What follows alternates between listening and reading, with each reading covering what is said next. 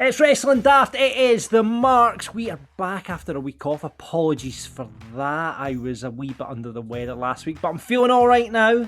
I am, of course, John. I hail from Larbour. I weigh in at 184 pounds. I think it might be 183 now. I've been watching what I eat and doing a bit more exercise. And a man that has been exercising across the golf course, and he's bigger than the list of charges that Buff Bagwell is currently facing. It's Big Alex. I'm not quite as big as how much I'm putting over your new beard this week, John, for our video listeners. Oh, do I? I'm just, do you know what it is? I've had a haircut and it kind of accentuates the beard. I hope you don't have an advert for either Harry's or for Manscaped during this podcast, or else you might be throwing yourself off a little bit there. We don't. I just reading in the charges that Buff Bagwell is under. However, if you want to hear them, here we go.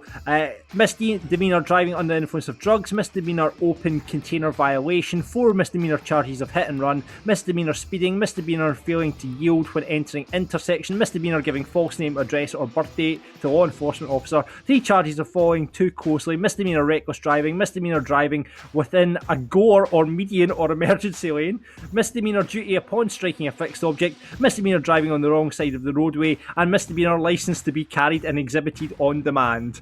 So hang on, how many in what span of time did he rack up all of these charges? I think that was just within like 10 minutes. One incident, aye. Yeah. Well played, Buff. That is pretty good going. That man you just heard there, he's been loving Eurovision this weekend. Love it. He's been tweeting all about Eurovision. It is, of course, Inside the Ropes lead writer. It's Gary Cassidy. Aye, and this week, I'm afraid to say, we both look like a shite tag team with Alex as our faction leader, because we've both got black and white shirts on, and they're kind of similar in some way. So that's depressed me straight off the bat. So before we even get me talking about Raw, which is always good. Well, Alex is kind of looking, for those that aren't watching, is kind of like sitting there with a cup of tea with a big grandpa cardigan. It would be a really fucking shit faction, I'll be honest with you. I don't know what kind of image we're going for. Averagely dressed men, do you know, is just... Aye, I like that. ADM, that's our faction, averagely dressed men. And There's already an ICW guy called ADM. So, damn it, they've got the trademark on it already. Alexander Darwin McAllen. Oh, bugger, I will. Never mind. Right, let's before we get in, we missed last week, so let's just touch on a couple of points that we missed because we missed last week. First of all, Wrestlemania Backlash. Thoughts, anyone? Good. You were the one reading about it. It was good. The one thing that I like being unpopular opinion, guys. So the one thing I'm going to say about it is I'm not going to do an unpopular opinion on Cesaro Reigns because that was brilliant. My unpopular opinion is the zombie shite was all right. I don't see the problem with it. For me, the main thing about it is I didn't watch it live, and obviously the zombie thing was the big talking point. And I know that a lot of people hated it. I heard Rab saying it on the main show, and he's like, how can people say it's unrealistic with the Fiend and Alexa Bliss, which I think spot on. But the main thing for me, if that is the thing that is the worst thing about that pay-per-view, which it was because all the matches were brilliant, if that's the worst thing about that pay-per-view, and one, it earned them over $1 million to have that match on the pay-per-view. And 2, it got people talking and watching a pay-per-view that the rest of the pay-per-view was brilliant. Genius. Yeah. Like more adverts in. Well, the other thing was they used the right characters for it as well, didn't they? Like, I mean, the Miz is the perfect foil for that shtick, and you can't really blame them considering the link to the film is also wrestling related. So, I mean, it does all tie together in a loop. And the I mean, if someone points out, at the start was great as well. I love Batista doing the narration for the pay-per-view. Yeah, the intro was really good. I do not feel a bit sorry for Damian Priest, though. He's been called up to the main roster, saddled with a celebrity, which we all talked about. WrestleMania was great. The match was fantastic. And now he's in this fucking angle with zombies in his next pay-per-view.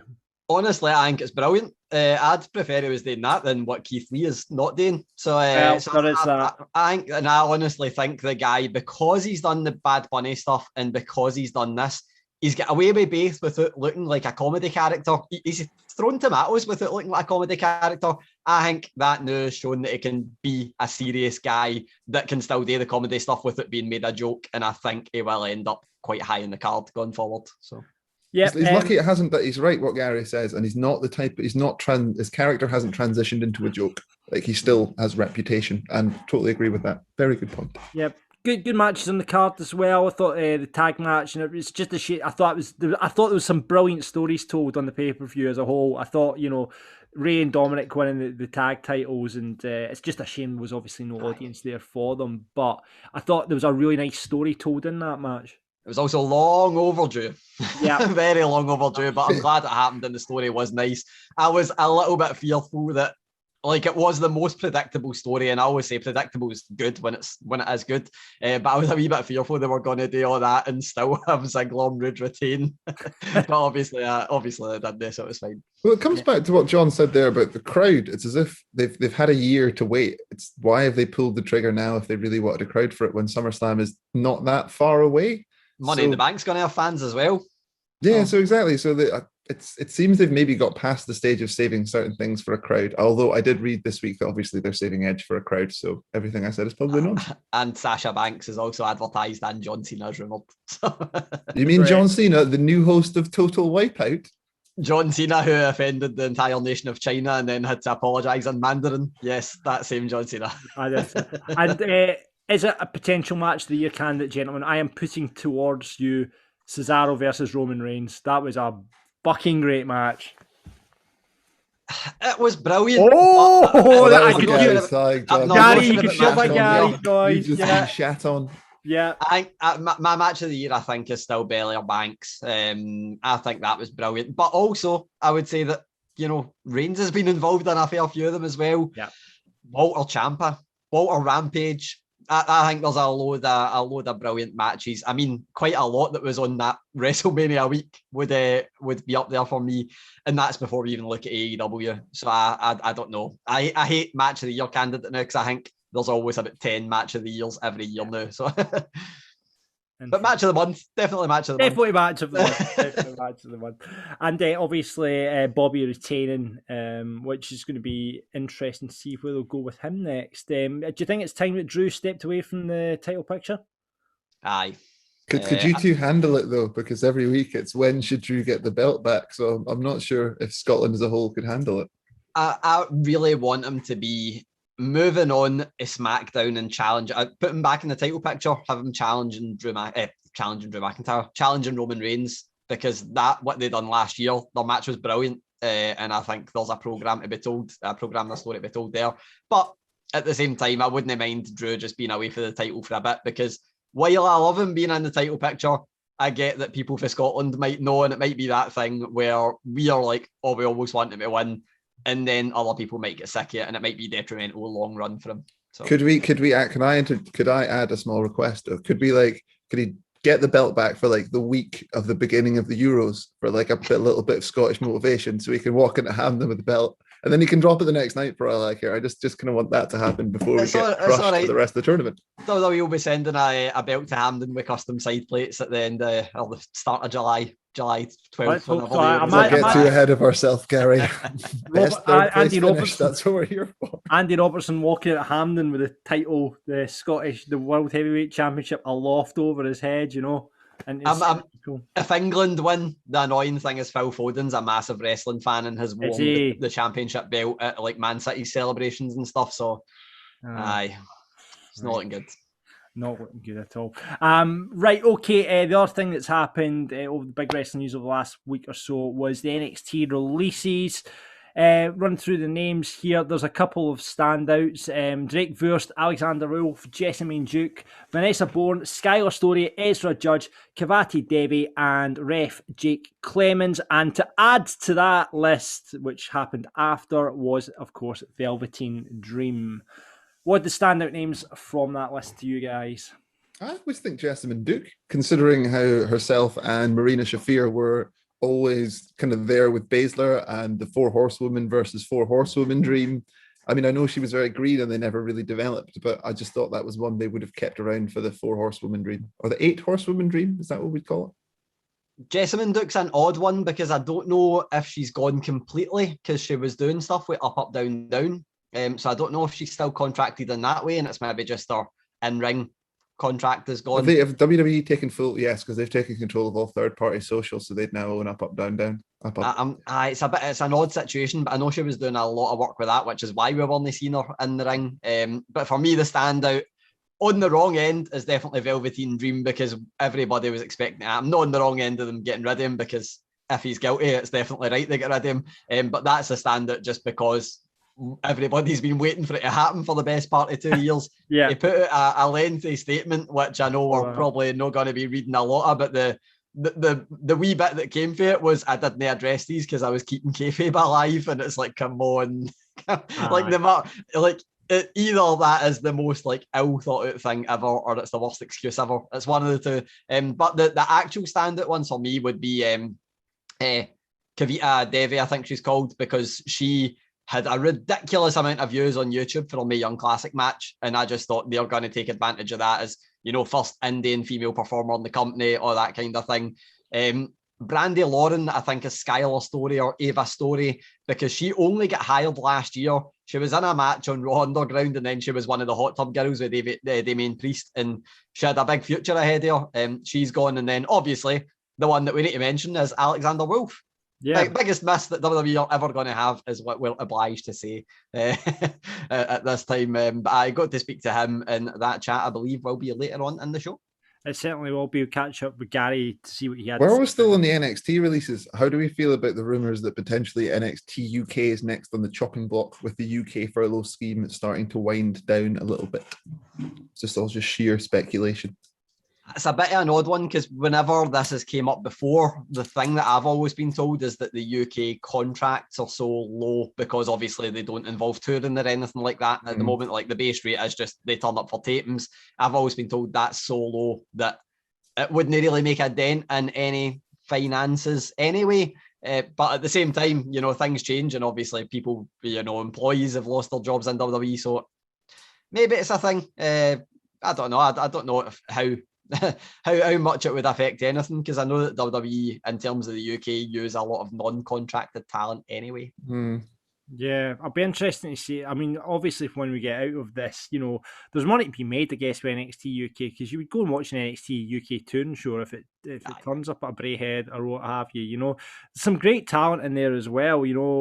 Obviously, a lot of the ICW guys have ended up there. Shaz down there as well, and a lot of them could be absorbed by the NXT main roster as well. Be interesting to see. We've got actually some news in the news coming up with Gary about NXT and potential some movement there as well. So it might be, again, it's just like that. It's almost like it's like the Scottish Football League, when it's like the lower leagues feeding into the main system, NXT UK. So yeah, we'll wait and see, but fingers crossed. I mean, you'd obviously be very sad, because there's a lot of good guys making money in that company, so fingers crossed. So yeah, Alexander Wolfe, we'll find out more about his release a bit later on. We'll of course be burying and putting over stuff from the big shows, and a tag team of it's only a solo run this week is Bronze Cello, who's normally a part of the New Age Mark Laws, is working. So Rico, that's not a very sexy reason for it. I should have made up some. He's like out injured, or like he's in catering or whatever. But no, he's working. So it's Rico on his own, taking over SmackDown as we look back at the big TV shows. Gary, before I cut a promo though, it would be we need to ask. We've been waiting 2 weeks now. Do we have a joke of the week? Of course we do. Yes. So. It's not a good one. I should set it up by saying that. It's is not it based around Eurovision after you watched it? No, it is not. It is not. But I don't know if you know that the Ultimate Warrior used to be a bodybuilder. No, I did not know that. Aye, so I wrote a wee article about it, and it turns out he did used to be a bodybuilder before he joined WWE. Entered a lot of competitions, but I don't think he won any. As far as I know, he was finishing second every single time. Back then, he was called the Penultimate Warrior. There we go. Joke of the week delivered beautifully by Gary. And now let's just cut a promo. I have a lot of things I want to get off my chest. Right, it's time to cut a promo. Now, I was warned before I cut this promo that if it's about Eurovision, the two guys I'm with would walk. What you're saying? You guys loved Eurovision. I have to say, I did watch it at the weekend. What was your favourite act on Eurovision, guys? Oh, either Lithuania or what was the Danish one? It wasn't Danish. It was the Scandinavian one. It was just the Icelandic one. That was the folk that couldn't actually perform due to positive COVID test. No, there was the woman that was just like the. I will find it. Ukraine, the mad yes, it was technical Ukraine, one that was Ukraine. that one made me feel I was going to have a heart attack. Yeah, she was terrific. Horrible. All the right kinds of scary. No, for me it was Cyprus, the El Diablo one, because if you're putting in any Satan worshipping then in Eurovision, I'm going to be voting for it. But also Iceland and Finland. Iceland, just because they had that weird kind of awkward pop number in Finland because they were emos. So did you see that Serbia also has cloned Shakira 3 times? And 2 of them were the dating.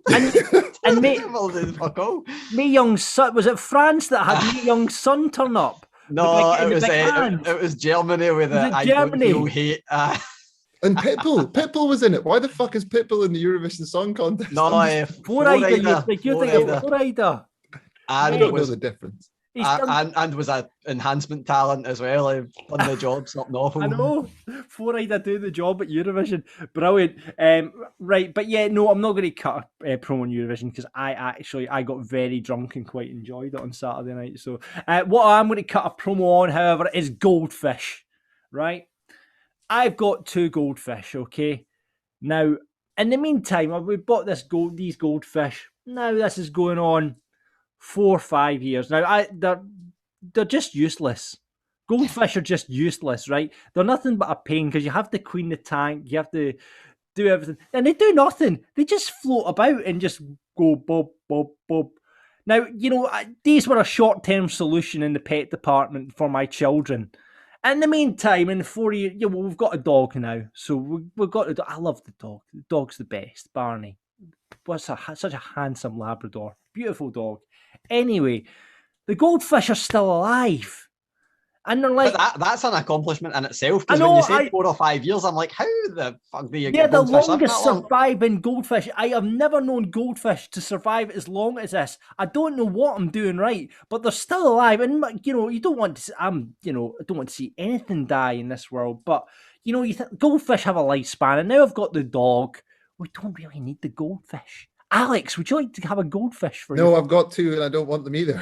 Right. They're annoying, aren't they? They're just like, these goldfish are like the Highlander of goldfish. I'll tell you what to do. Do what I do, right? So basically, my goldfish now live in what I call my space dog tank. So I was getting really bored of my goldfish. So I went on eBay and I found that someone has made a replica of an AT-AT or a space dog for marketing reasons. It's the size of my tank that I purchased. And so the fish now just live in the AT-AT's tank. What, are you talking like the AT-AT from Star Wars? Yeah, I will take a photo of it and you and show it. I will take a photo and show it. Please do. The Wrestling Daft Twitter need to see the goldfish in the AT-AT. That isn't now. I'm definitely invested in the goldfish now.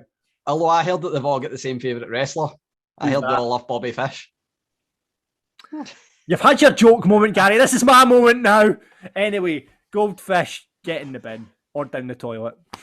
They also like Shotzi Blackheart because she's got a tank. Brilliant. Just keep shut up now. Just shut up now.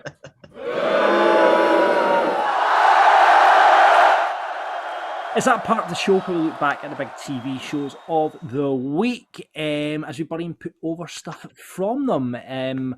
Myself, I represent NXT. Alex represents AEW. Gary represents Raw. And we have our listeners who come on every week to represent SmackDown. They have been the champions on this section of the show for some time now. It's the New Age Mark clause. However, Bronze Chael is missing from the tag team. So this is kind of like, when a tag team, one of them gets injured backstage and the other person has to come and defend in a handicap match. He was actually referring to himself as Kane just before we came on here. Is Rico, how you doing, pal?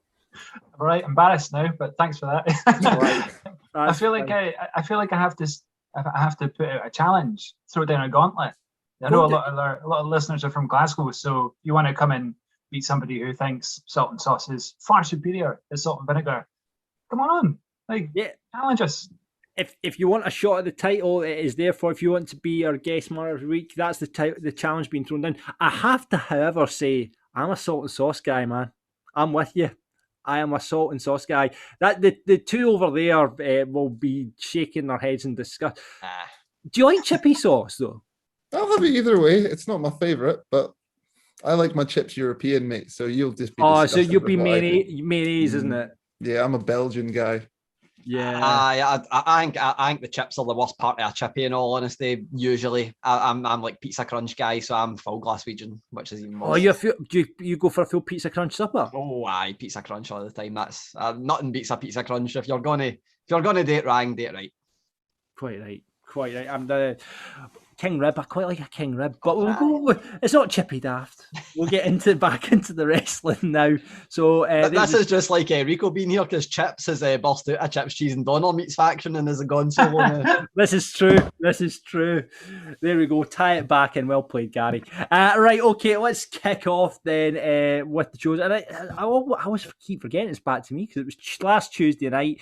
NXT, we're recording on a Tuesday, so the next episode is about to come on. And let's go back to there.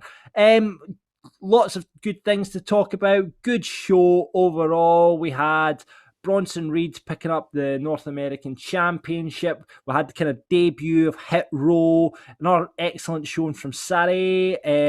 Thatcher and Ciampa, that story continues there. And Zoe Stark, Tony Storm, great opener to the show. So it was a decent enough NXT.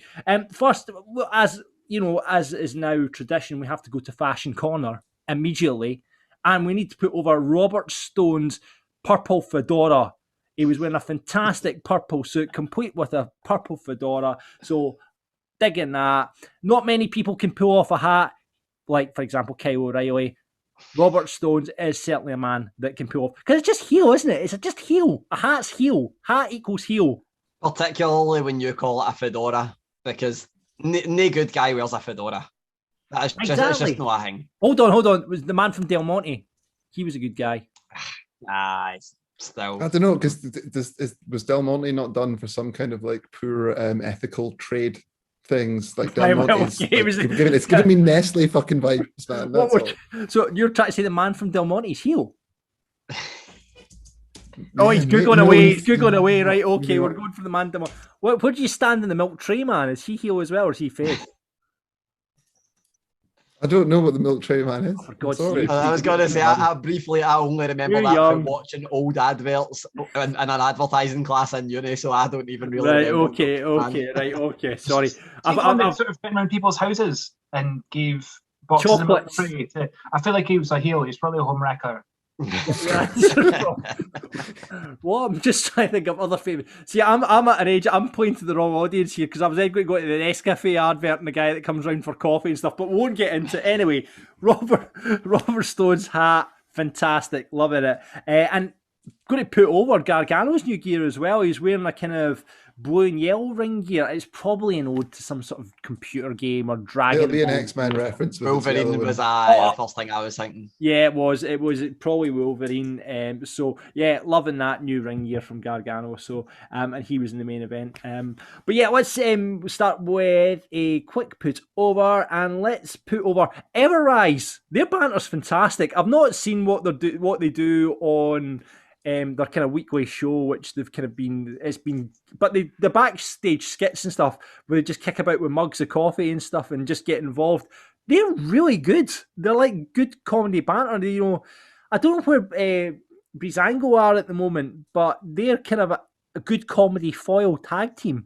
And I like Kevin Owens absolutely loves them. Kevin Owens is always talking about them on every, like, the bump and everything that he's on. And they're brilliant. They remind me so much of Pretty Deadly for NXT UK, or the way they were before they actually got like a wee push, where it's like they're like one of WWE's best kept secrets because they're brilliant when you see them. You just don't see them. Yeah, no, really good. I like their banter, so I'm going to put them over. I want to see more of what they can do. So yeah, let's put over. Let's go to a quick buddy. Pete Dunne did a sit-down interview, and he came across as a face. Now I don't know. It was kind of quite serious, and it was quite facey, and I was just like, it was just a bit kind of misdirection of his character for where it's been going recently. So I'm not quite sure what they're doing there, but it's kind of mixing up the character. another buddy, which obviously we'll come on to a bit later on the show when we get Gary's interview with Alexander Wolfe. Now, Gary, you'll be able to tell before we hear the interview. I'm assuming he didn't know he was released at that point when they recorded it. Nope, that was my main question, because I was like, it seemed like just a writing off TV moment, because it was against his former tag team partner, or former Sanity partner, and then written off by his two current faction, or not current, but what was his current faction mates. So I was like, surely he knew, but he said no, I had no idea. But he said, and you'll hear it later in the interview, that when he looks back, even over the past 2 weeks or 3 weeks, not just what was happening on TV, what was happening backstage kind of led him to believe that, they must have known that I was going to be on the way out. But it wasn't actually released. His contract was up next month. Yeah. And he was just told they wouldn't be used again. So he kind of said that looking back, he does realise that they just gave him a good send-off, which can't argue with. Yeah, just a shit. I don't know where to go next with Imperium, though. If it's meant to be the faction, now there's only the two of them in Volta, I guess. But... I would have loved to have seen Timothy Thatcher be part of it, but I'm not sure if he will, because he's with Ciampa. So. Yeah, I don't know where it's going. But yeah, I'm going to bury that, because it was just like he kind of went out in a bit of a whimper. And I can put a shout out to the acting of the lassie. It was quite a lot of scripts. They did a salon scene. The good thing about NXT, there's always something in there for everyone, and there's always a continuing story, which is, it kind of stands out in WWE TV, because it's always kind of looking forward and teasing forward to ongoing storylines. So there was a whole scene where Dexter Lumis was in a massage parlor and was massaging. I hate what they're doing with his character, but that's by the by. But anyway, he was kind of massaging Indy Hartwell, and there was a whole scene with the credit card, and it wouldn't be accepted. The lassie must be an enhancement challenge. The talent that was playing the salon manager who didn't accept it. She was terrible. Her acting is awful. Go back to the trainer on that one, love. Sorry, that was really patronising. I really apologise for that. But yeah, she needs acting classes. Right, and finally we'll go out on a put over. It's a terrible fucking name, right? It's Top Door is a fucking terrible wrestling name, but he's part of the Hit Row faction. That is it a good rapper name, John? Because that's the question here. Do you know what I mean? It needs to be a good rapper name, not a good wrestler name for his current gimmick. It's a shit rapper name as well, isn't it? But yeah, he did this big double slam thing, which I've never seen before, where he had like one guy carrying and then one guy on his shoulders and could slam them both down. He's a big guy as well. He'll do all right. I want to see him be slapping meat with Bronson Reed at some point, because that's big guys just slapping. That's what you want. For the video viewers, I see whenever you say slapping meat, can you do those hand movements again? Right, sorry. But yeah, I'm all for big guys, big beefy guys like that, and put him in a ring with Bronson Reed, and good to see Bronson Reed walking away with the North American title as well, because I think he's the kind of guy that Vince likes, isn't he? Don't see that they'll have Keith Lee, and fuck that. So, but I think he looks like such an old school, like back in the 90s. I'd have watched that guy and thought, oof, he's just a big guy that's there to beat everybody up. And like I've not really noticed. I've not been paying attention recently, but I remember they done an incredible entrance with him, and it looked like he was like Godzilla, where the buildings kind of tumbling. Yep. Are they still doing that? Yeah, they're still doing it. I thought that was just brilliant. His entrance is one of the best. It's fantastic, and they do a whole thing where he like stomps the ground and the camera shakes, which I thought that's a nice little touch. That I like what they've done there. So yeah, Bronson Reed, good. Match of the night. Let's go for. I really enjoyed Zoe Stark, Toni Storm. They opened the match. Toni Storm's got a new finisher, and it's fucking cool.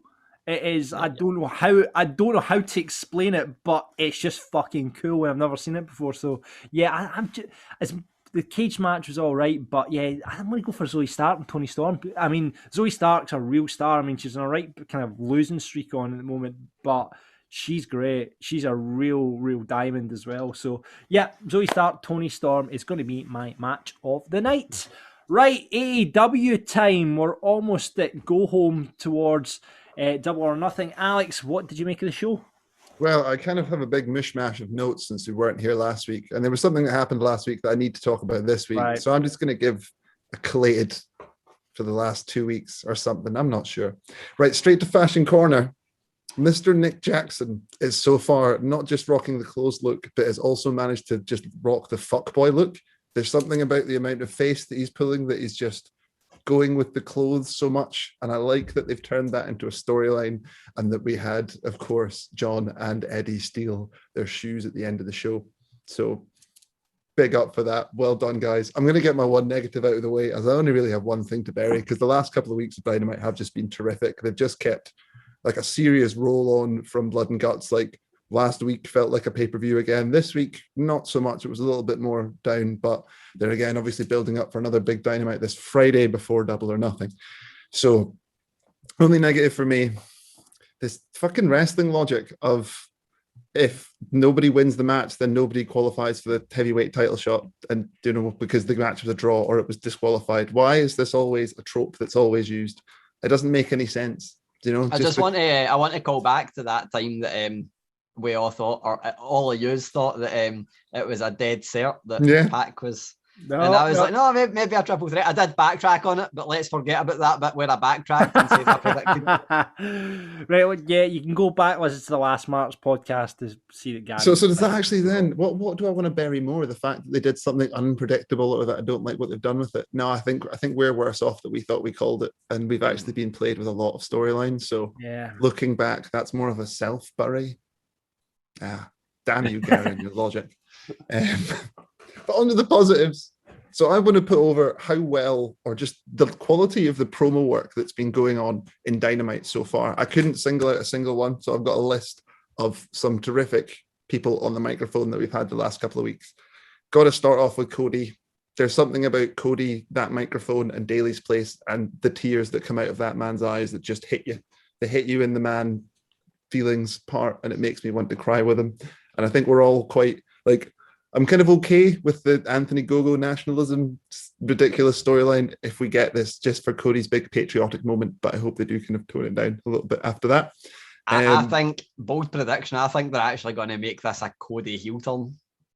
I think we're going to, because a lot of people had a big problem with some of the content. I thought the promo delivery was amazing.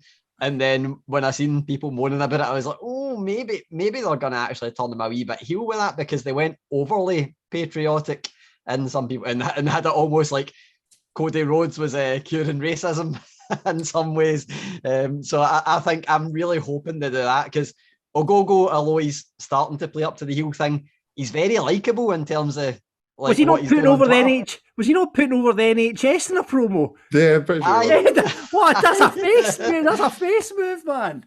So I think we're getting a very, very woke storyline happening, where I think Cody Rhodes is going to be hated for being a patriot, and I hope they do that, because I think it'll be quite different and actually quite good. Yeah, I was thinking that this was the first time we've seen him in civilian clothes. It's not a suit for literal years, and he was wearing that big, horrible American patriotic jacket. So maybe that's a thing. Oh, it could be like the Lex Express.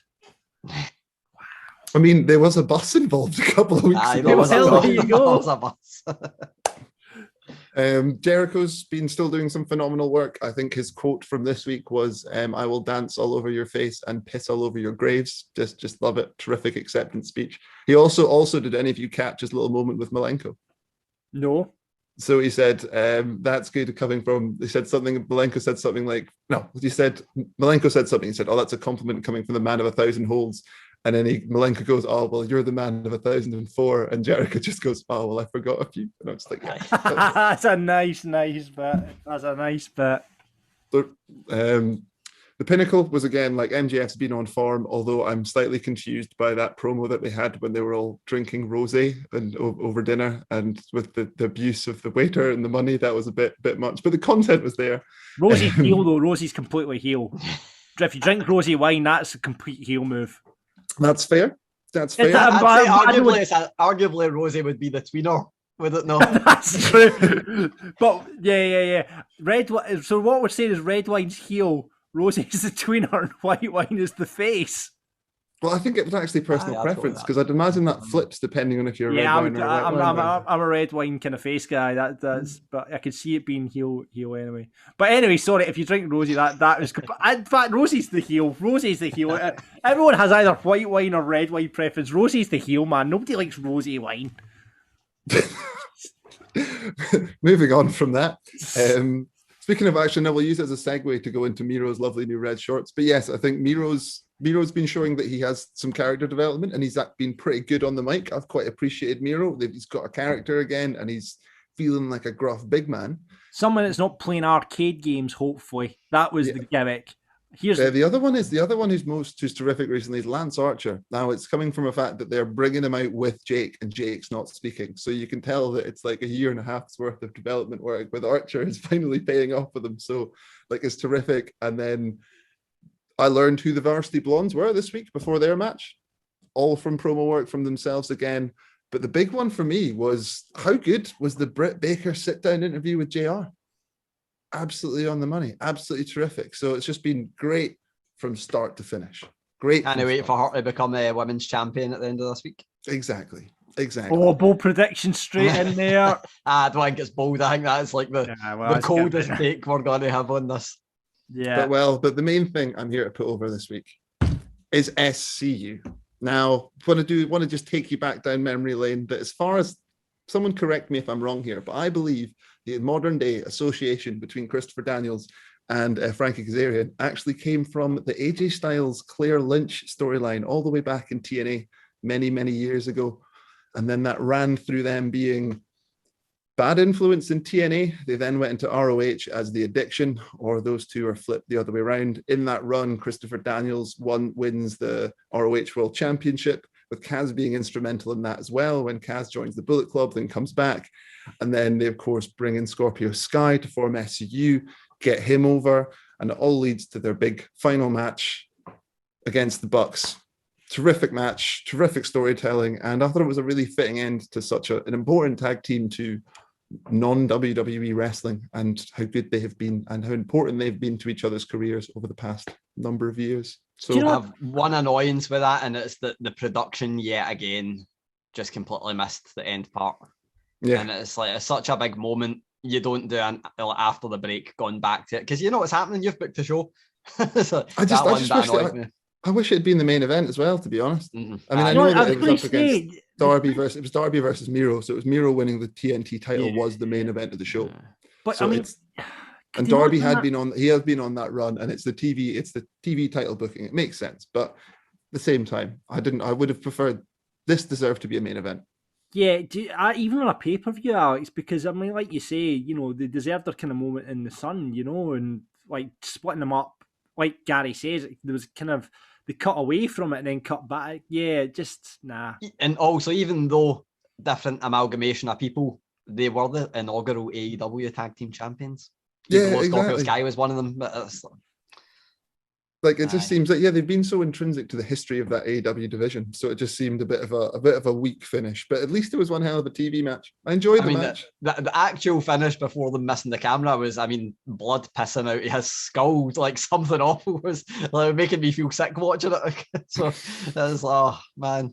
I just don't want to. I mean, I have to kind of mention that Daniels may have missed that BME slightly in his last attempt, but we'll never mention that again. But nah, yeah. That was my match of the last 2 weeks as well, because SCU retirement match was great. Enjoyed it. Good things in AEW. We'll speak about later in the show. We'll get our predictions for Double or Nothing. But let's move on to SmackDown. Is it still rocking, Rico? Absolutely.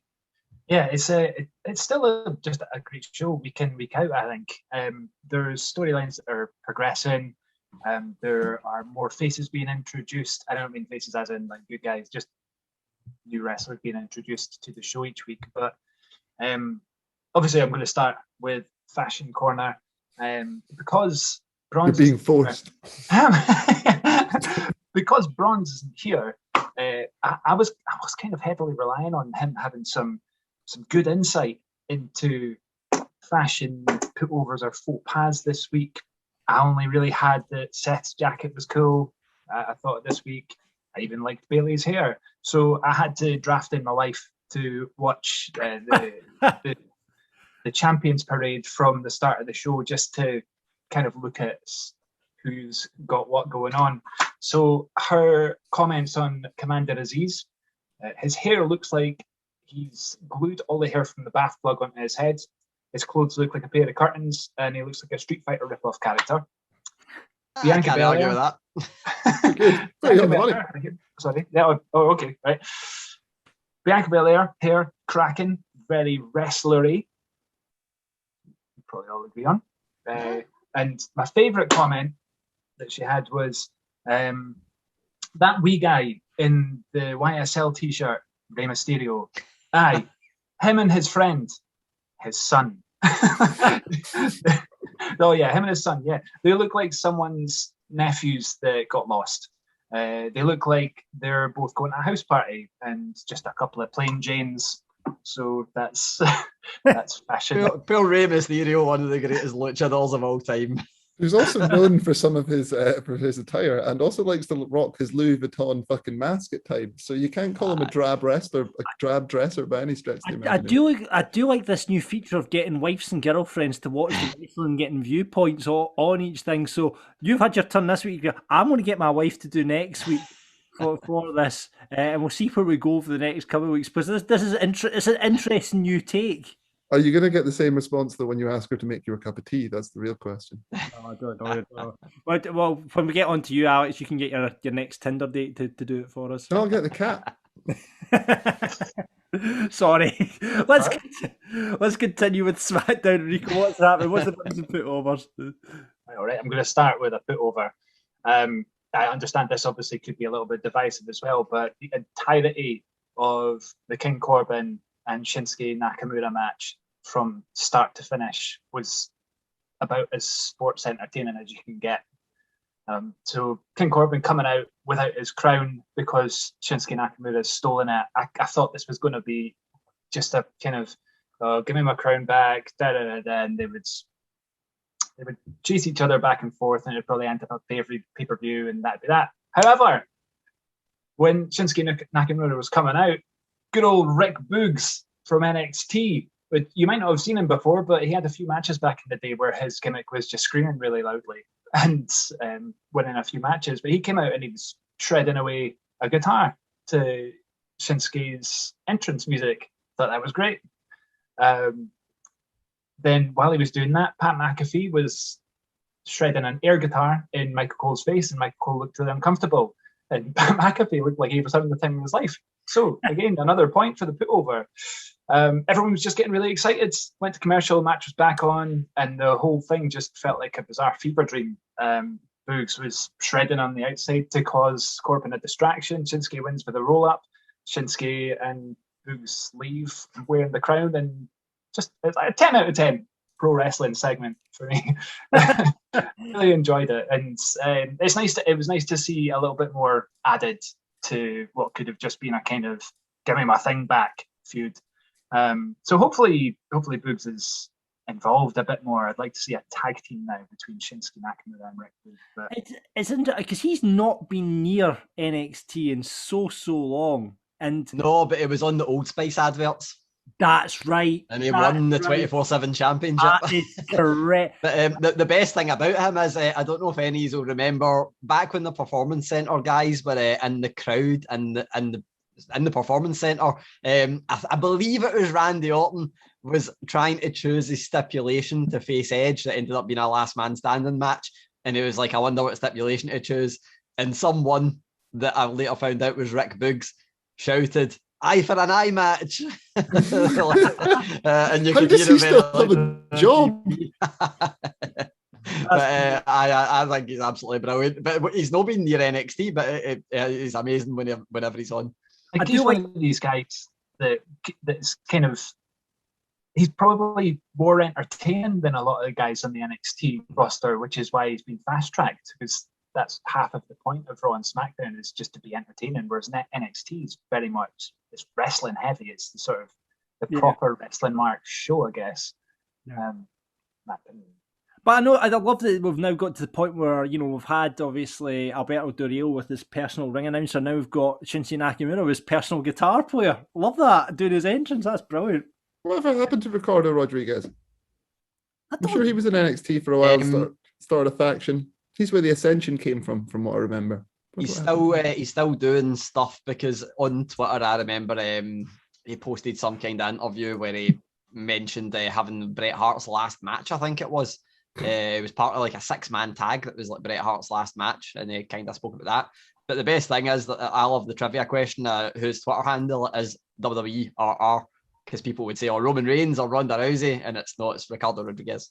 Hey. Fantastic. Right, so yeah, putting over that, burying.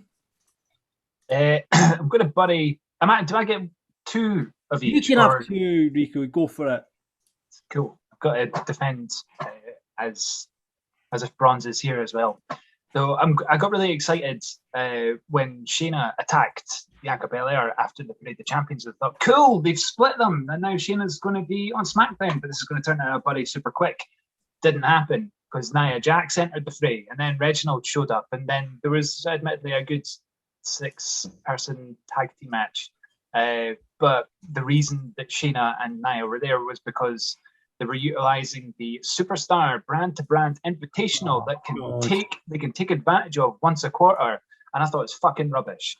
Here was an opportunity to get a new tag team over, new opponents for Nia and Tamina, establish a new heel tag team, a chance to trade, just a chance to have Shayna being the new contender for Bianca Belair's title, even just have the rematch, or that was on Raw, because they were both Raw superstars, Shayna and Nia, but they just shoehorned it in. I don't know why. It was garbage, a garbage rule, just a shitty excuse to circumvent the exclusivity of superstars on each brand, and I thought that was a load of shite. But, you need to get a better name for it than just the brand-to-brand invitational. Do you know? Like, that only happens once. No, because before that it was called the wild card rule, and I never want that to come back either. No. It's absolutely horrendous. Just the away with it. Just the away with it completely.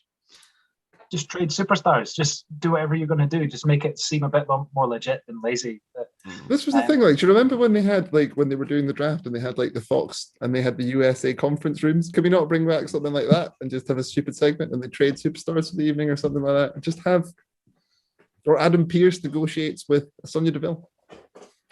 That could even legitimize a superstar. You know, you could be trading Shayna for somebody and putting someone else on Raw, and that you can expect, and somebody's maybe seen, or Adam Pearce and Shayna, Sonya Deville have seen something about a superstar on SmackDown. Yeah, it just, that was all the shite. But I don't actually have any other buddies, to be honest with you. But I do have another put-over, which I'll go for, and that's Aleister Black returning to the ring to attack Big E.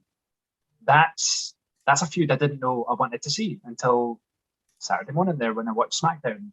I didn't know who Aleister Black would be suited with, and I wondered to myself, maybe he's going to come in and destroy a few jobbers, maybe he's going to establish his character that way, but he's just gone straight for arguably one of the biggest faces in the entire company. And it's interesting now, thinking long term, does Big E does he need to be defeated a few times so he can sort of find his feet again after losing the Intercontinental Championship? Because Aleister Black, if you're going to give him that character, I would imagine that certainly you need him to get a few wins, dominating a couple of feuds, whatever, move him on to something else next. But it was interesting to see Aleister Black return in that capacity. And also, my favourite thing is he's got a white contact lens in the eye, so they've actually gave him a bit of continuity. Like, they've not just forgot that happened, which I was like, that's nice. Was that the last time he was seen on TV? Yeah, kinda. He wrestled with an eye patch on, and then he had black blood coming for it. Yeah, so we haven't actually seen him with. Oh my God, yep. Continuity. I love it. I love it. Match tonight, Rico. I'm just going to say the Fatal 4-Way until the Fatal 4-Way. Actually, I'll go with that one. It was Big E. It was Kevin Owens, Sami Zayn, and Apollo Crews, obviously, who was the champion. I was about to say I've forgotten who it was, but but yeah, that match, it was a good match. It was nice to see that sort of distraction closing the show and Big E losing and getting that feud, which we'll start to see developing next week, I imagine. Oh, it's good that moving them forward as well beyond Apollo now, so that's good to see. Right, let's hear what sound comes out of Gary's mouth when we say the words, "It's time to do Raw." It was all right. Oh, it was all right, aye. First put over, quite simple. Bobby Lashley. I think I've mentioned it a few times, but they've now got him playing like this big Playboy Bobby character, and they're tweeting things like the flirt business and stuff because he's coming out flanked with MVP and then 5 women dressed like they're going to a nightclub with obviously him wearing the suit, the beautiful suits that he's always wearing, just like what they're doing with him. I keep always going back to the shite they were doing with him 2 years ago, and I just think it's absolutely brilliant, and he's running with it. So enjoying it. Can we get his headband back? Do you think we're ever going to be allowed his headband back? Oh, don't bring back the headband. Bring back the headband. That's the final piece in the Bobby Lashley crown that we need. Well, Leo Rush was doing some mocap for WWE 2K22, so bring Leo Rush back and get him in there as well. Lashley. That's what we want. I saw that. That's very strange. I saw you tweeting that he was mocap from the. That is very strange. Why would they have him doing it as opposed to one in the performance center? They've done it quite a lot over the past few years. They've had people that are only actually wrestlers doing it. I don't really know why, because obviously they've got wrestlers they're no using, so it's not as if they're like, oh, everybody's busy. But I mean, Leo Rush is brilliant. So injuries, and they'll want them really over exaggerated. So see, for like doing top rope splashes, they'll want like really over the top ones, and you'll want smaller people like Leo Rush because you just take the skeleton out of them, so he'll be able to get higher and they'll be more distinct than someone who's a bit bigger. Right. So there's like mocap reasons around it and stuff as well. If it's somebody that's no signed, then also you don't run the risk of them looking like their character while they're doing it. So yeah, the ultimate NPC. Yep. So Lashley, liked Lashley. First minute, you're going to see a wee bit of a trend here for SmackDown. Fucking Nia Jax and Shayna Baszler again. They went up against Natalya and Tamina again. So essentially, and also it was the main event. It's the last match of the show. For context, the opening match was Kofi Kingston versus Drew McIntyre for the #1 contendership, which I get why this didn't main event because it didn't have a finish, but it's no stopped them before. So, they put Shayna and Nia Jax in the main event, and also the full blow off to this match was that next week we're going to get Shayna Baszler versus Reginald because they had a wee shouting match at the end and Shayna swore at Reginald. Mere nonsense. My only hope is that this might be the end of Nia Jax, Shayna Baszler next week. I really hope it is because I enjoy both of them. I know a lot of people don't like Nia Jax, but I enjoy both of them. I think they've both got a lot to give in terms of being unique characters in a singles division, but it's just really stale now. I'm sick of it. It's absolutely terrible. In all honesty, I don't really have another biddy. But I guess that one is a big enough biddy that it's worth to because it's fucking terrible. So I don't have another biddy. I'm going to go to my next put over, but I want to mention that I'm splitting and giving you 2 wee half put overs here again because camera angles, how much have we spoken about production over the past couple of weeks? They done it again in a brilliant way where they had, I think it was Elias trying to hide for Omos, and then the camera angle was for the floor looking up over Elias' shoulder. It looked a bit like the Keith Lee one we had last year, but Omos just rose above Elias and it just made him look even taller than he is. It was absolutely amazing. So I just like that wee camera angle. Not enough for a full put over, but it was absolutely amazing. So the actual put over is, we mentioned it a couple of weeks ago, main event being the spoilers now for Raw. You know, we had Jinder returning a couple of weeks ago, and then we had Nikki Cross on main event. Nikki Cross was back on Raw. Amazing to see her. They didn't use her the best way, but they didn't use her the worst way. So she was in a beat the clock challenge against Rhea Ripley. Ripley had to beat her in 2 minutes and didn't. So she didn't win, didn't lose, didn't really look amazing in it. You know, it wasn't like the most dominant performance, but you're not going to expect her to beat Ripley. So it was just good to see her back. She got to do a wee promo backstage and then got to be in a match. And hopefully it just, as you know, gives her a chance to show them what she can do. And hopefully they put her in something meaningful. That'd be nice. They kind of changed up her character a bit, Gary. Like they're kind of like they've turned her into some sort of, am I hearing right? They've some sort of Southern Belle type, and she's got new music and all that sort of stuff. So I didn't really hear the music last night. But I remember the music that they changed to before wasn't good. So I'll need to go back and check that out because I wouldn't be surprised if they changed it. But the promo, it was a bit odd. She, you know, you'll remember the Sanity Nikki Cross. It wasn't anywhere near that, but it wasn't quite as sugary as the Alexa Bliss Nikki Cross friend thing. Okay. Somewhere in between. They've removed the caffeine from the Alexa Bliss character. It was somewhere in between. I wouldn't be surprised. I don't think they will, because I don't think they've ever watched ICW, but I wouldn't be surprised to see her go somewhere near what the Best in the Galaxy character was. It seemed more of that. It seemed more based on, I want to show you what I can do kind of thing, which, I mean, it's a trope we see wrestlers do a lot, but if it's done right, it can be good. So it was just good to see her back. Match of the night. There was a lot of good matches. So I enjoyed that one, even though it didn't have a finish. And the same with Drew. Kofi was good, even though it didn't have a finish. Charlotte v. Asuka didn't have a finish. But it was good matches that didn't have finishes. But my favourite match, my match of the night, I mean, we mentioned Matt Riddle having good matches all the time. And when I knew this match was going to be a thing, I was like, oh, this is going to be great. A lot of people might not really know this person for having great in-ring skills, but he does. Xavier Woods v. Riddle, absolutely incredible. And Xavier Woods, I just think he's that entertaining that you forget how good he is in the ring. And it was just brilliant. Really enjoyable match. I hope they do something like, I know that, there's not a lot of tag teams, so I don't want to split up the New Day, because, I mean, that would be slightly ridiculous. But I hope we get to see more like Kofi as a singles competitor like we did last night, and more of Xavier Woods. For me, I would absolutely love it if they did. And I know I'm reaching for the stars here and it's never going to happen. Big E could hold a singles title. Kofi could hold a singles title, and Xavier Woods could hold a singles title, because there's enough of them that go in. So I would love to see Sheamus versus Xavier Woods down the line, and just give us more Xavier Woods in the ring, because him and Riddle was magic last night. It was absolutely brilliant to watch. And you're not going to mention the finish. After all that, you're not going to mention the finish, Gary. You can't not mention the finish. Well, if nothing had a finish, then why would I mention the one match that had a finish? Exactly. So Riddle delivered an RKO to Xavier Woods. Oh, how did it look? RK bro. I was okay. Nobody's touching Randy Orton on that, are they? But it was okay. It wasn't bad, wasn't good. I didn't hate it. Pretty much out of nowhere.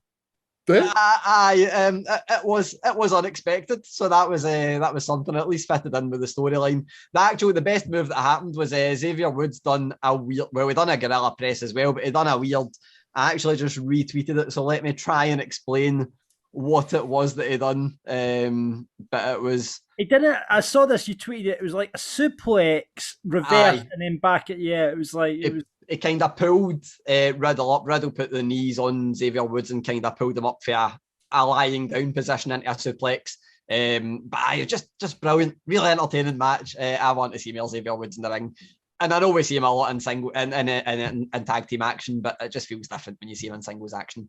So good draw for a change. Okay, Robert, we're not going to say good. We're not going to go too far. Much better than it's been Raw for a change.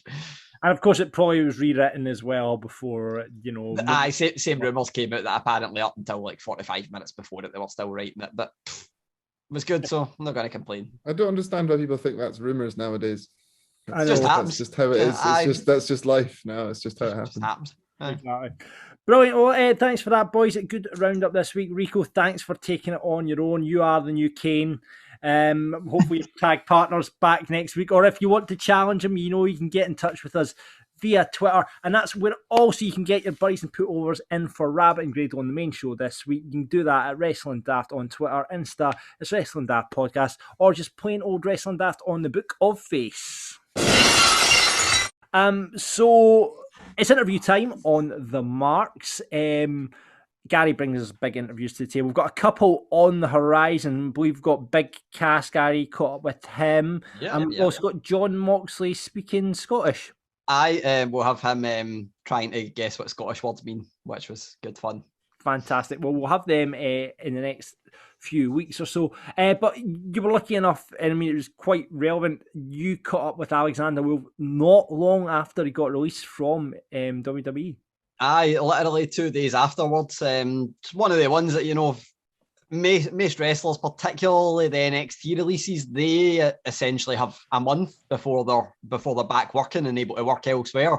So it's always a case of reaching out because, it's bit of give and take. I want to find out why they've left WWE, what, you know, how it went, and I want to ask them about their time in WWE, but they also want a wee bit of promotion in terms of what they're doing next. So win-win. I reached out to Alexander Wolfe. I was quite lucky that he said he was a fan of the Inside the Ropes YouTube channel, which I think is how I got the interview, because I think he's only done 2. One was in German, one was with me, which I'm not German, as most people will be able to hear. But I just had a wee chat with him about him leaving WWE. The one thing that I wanted to know was, with him appearing on NXT on Tuesday, did they know he was going to get released on Wednesday? Because that's no much turnaround at all. So he answered that. My other main questions for him were about Nikki Cross, because obviously I always want to know about Nikki Cross, and he was in Sanity with her, about Sanity's horrendous SmackDown run, if he felt the same about that. And the other main thing was the rumour we always hear about Walter and him not wanting to live in the United States, because Alexander Wolfe told me that he himself is moving back to Germany and has wanted to for a while. So I asked him if he felt that Walter living in Germany was a hindrance to Imperium, and, you know, how relevant the rumour is, how accurate the rumour is that he doesn't want to move to the States. So really good chat, and I think most people will probably be like, oh, that guy is somebody that I'm backing and want to see elsewhere, because he just came across a really nice guy. And here he is on Wrestling Daft. I'm Gary Cassidy, of course, from Inside the Ropes. With me, I'm going to call him the Axeman, Axel Tischer. We'll get into this in a little bit. The man formerly known as Alexander Wolfe. It's a pleasure to speak with you, Axel. How's it going today? Going well. Day so far so good. It's the second day after I got the bad message from WWE. Second night I had the time to sleep over. I'm quite honestly, I feel great and I'm quite happy, and I don't know why, but I'm now I know why, because I'm happy because the view of the whole world is back open, and I'm a little bit out of this WWE cloud, and I see a lot of possibilities, a lot of opportunities coming towards me. So I'm really pumped for that. Excellent.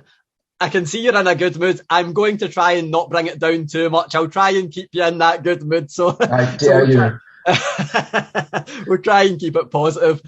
But before we get to the fun stuff, I mean, you've mentioned there that you feel a sense of relief now from the release. The one thing for me that was really striking about your release is you were on TV the night before.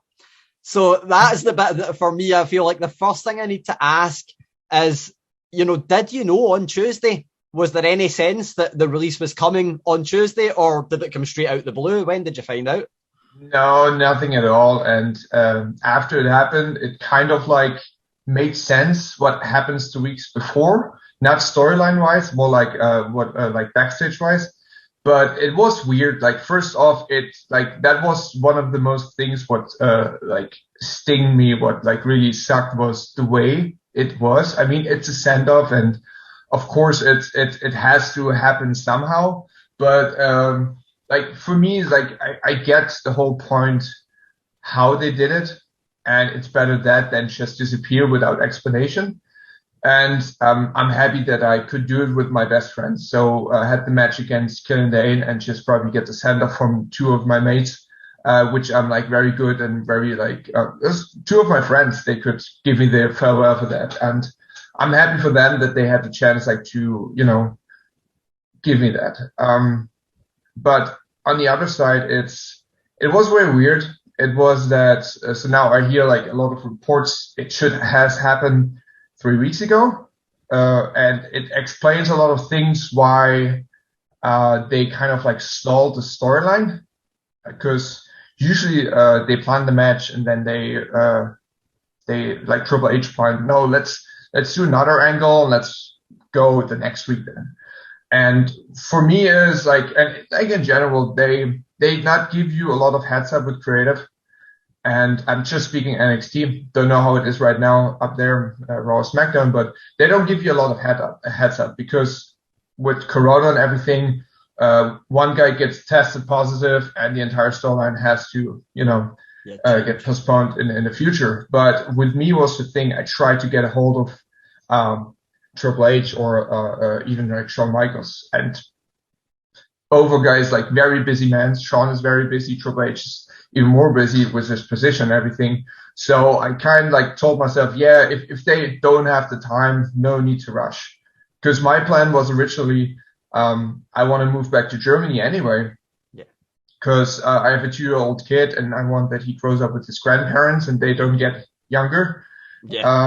So in that case, because of what happened with the pandemic, I stuck for a couple times in Germany. So I had the chance to anyway work with LXI UK. So it's an easier travel for me. And also, you know, I'm back in Germany, so I wasn't that keen to stay in the States. So I tried to get, you know, to chat with those guys and talk with them. Hey, is there a possibility?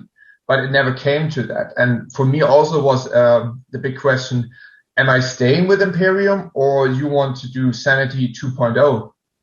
And I never had the chance to talk with them. And I tried it a couple times, but it was like, yeah, we'll go back, get back to you. And no message or answered something. And again, both were very busy. So I'm not want to say they tried to dodge me, but it's kind of like after thinking it's, yeah, you probably don't want to talk to a guy you plan to release because he did not, in your opinion, evolve as much as we keep the investment. And that's a part of the business. I'm totally fine with that because I learned in those 6 years to understand this. But it's more like the pride of me as a professional wrestler that I know I'm very good at what I'm doing. I'm probably not the biggest, the strongest. I'm not in the best shape I could be. I understand that. And that's also the first thing I do. I just, you know, touch my own nose and ask myself what I have could do better to keep the job and not blaming others because that's weak. And also it's for me, like, I feel like I could do everything what they want from me. I did everything what they want from me in 6 years. I could be a clown. I could be serious. I can do almost everything in the ring what they want from me. And I'm very grateful for the 6 years because I learned a lot. But on the other end, it's kind of, you guys hire people. They're not able to take a single bump. They're not able to run the ropes. You have to teach them everything. And they get hired by WWE and you fire me. So that was the point where I even told the guy who gave me the bad message, like, that's the only thing what really pissed me off. But in the end, it is what it is. And, you know, now I have the chance to find something else what makes me more satisfying. It's probably not as easy as getting paid that much money by sitting at home or doing nothing or eating catering. But in the end, it's now just, you know, I have to hustle. I have to see what I can do. I have to see, you know, who wants somebody on the show who can deliver. Yeah, I love that, what you said, the mindset about, you know, you instantly look at yourself as to what you can do better, because that mindset will obviously lend you well in any other path you go on, wherever you end up. So I want to, you know, look back on your career a little bit. The positives, you know, when we first started talking, my first thing that I said to you was the thing that will live with me is when you turned up in Glasgow at NXT UK and made your debut for the brand there. Obviously, there's been a lot because Sanity, Imperium, my God, there's been great moments in there. How do you look back at the run? What's the thing that stands out for you that you're like, oh man, at least I got to do that? Definitely having the chance to perform for so many great, amazing wrestling fans. It doesn't matter if the States or like whatever, like Barclays Center in New York or Download Festival in England. So it's kind of like you have the Mudfest and you have like one of the most crazy arenas in the States over there. And also have the chance to tour with WWE. Like even when I was a part of SmackDown, I had the chance to have 2 European tours in England and like one was in Amsterdam and one was in Munich, Germany, which was cool. My first match under WWE umbrella in Germany. I have a lot of like great memories, but most importantly, I have great memories about the coworkers, all like the guys I had the chance to work with, have to learn like to know them, travel with them, sit backstage and play PlayStation and everything. Just having fun around fun people. And also not only the workers, also like staff members and everything, because WWE is a big family. and everybody is working together. And you have some good days, you have some bad days, you have times where you want to punch the wall, you have some times where you want to hug everybody. That's life, but that's the most important thing. I learned so many people to know how they kind of like how they are, how they feel. Like some people you have seen through the telly, and then you think like, oh, he's a great guy, and then he's a total asshole. Vice versa. The other guys would think, oh, he's a little bit weird, and it turns out he's one of the coolest dudes ever. So not dropping names, but for example, I adore like the guys from New Day and Usos, because we had so many house shows together, and they've been so kind to us. Just we came up from NXT, and they taught us a lot, and they give us a lot of like chances to work with them, and even like to do something with them without saying no, you green or whatever. So they've been very open to work with us. Also, like a lot of other guys, it would take too much time to name everybody, but just to have like the camaraderie of like the locker room and everything. I love hearing that about the New Day and the Usos, because as someone who's a fan of them, it's great to hear that they're nice people. When you were working on SmackDown, that's one thing. Working in wrestling media, you get a little bit desensitized to stuff, and when there's something that happens that's not a good decision, you're like, it's just life.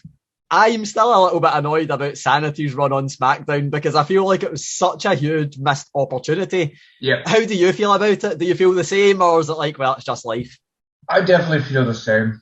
But like I said in the beginning, it is what it is. It's part of the game. And so the difference between NXT and Raw and SmackDown, in my opinion, is it's like rock and roll and hip hop. That's, you have a little bit something. It's not for everybody. And then the other thing is more mainstream. So you see like with Sanity was a good act in NXT. And a lot of potential. And after we all like agree on one fact that we should not get the call up that quick, we should have stayed a little bit longer. We kind of been that close to have like a longer program with Undisputed Era. So that's what we pitched in that time, but it didn't wind up that way. It would be great, because Undisputed Era guys, awesome, all awesome. And in the end, we got the call up. We were been happy, but I remember when, and that's like typical WWE. They always need to have a camera somewhere when you get something told for some documentaries or anything. So it was kind of like we get told, oh, you guys go and get a promotion, you get called up to the main roster, but don't call it main roster, whatever. And then it's like, yeah, but it's just you three guys. Nikki will stay here. And automatically it wasn't a feel-good moment, because we just grew so much together, like four guys from Sanity, and like, it sucked in that time, so I wasn't that happy. But then in the end, you kind of think, yeah, let's go to SmackDown, because in the end, I started 2015, and they always try to get in your brain like, oh, that's the goal. You have to go to the main roster, and that's when you're really into it, and you travel the world and blah, blah, blah. And then in the end, it was kind of like, yeah, I did it, and I had like something accomplished what was on my bucket list. And now you make a lot of money and everything. But like what I really learned in that year is that this wrestling business, and I think especially WWE, is full of empty promises. And you have to know what you're dealing with. And in that time, we did not know. We did not know that we got told, yeah, Vince likes you. What could be possible? I don't know. You guys on every house show, and you will be on every pay-per-view. They have big plans for you. In the end, it was, yeah, we have to delay your debut, and then the first debut match you lose, and everybody kind of, you guys lost? That was your first match? Oh, that's not good. We said, okay, yeah, I guess, yeah, no, we have trust in it, and they will do something with us, and then they repeated kind of that, and we got lost in the shuffle. We got lost in the water. We got dropped like a hot potato because, I don't want to say they lied to us, but they having big plans with us and everything. But I think they figured out maybe they didn't like the plans after 3 weeks.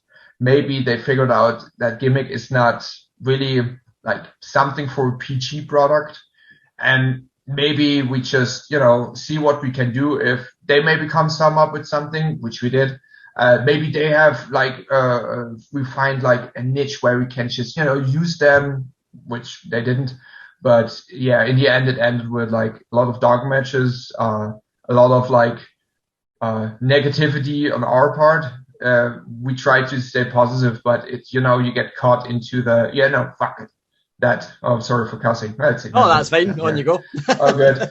So, and that being said, like I was very happy when in, I think it was in Montreal, when they had like the shake off, and I got like in like WWE has this talent relation app where you get like your appointments for, you know, you have like a calendar and there's a red dot on it. It says you have something to do. Be here and now. I got dots for NXT UK in Glasgow, and I was asking Triple H, so what's that all about? He said, yeah, I don't know what they want to do with here, but I see you guys sitting around catering. I don't want that. That's, you know, you're all talented. We want to split you guys off, and Killian is going back to NXT US. I want you to go to NXT UK and get together with you guys, because he knew like the ring camp stuff is real.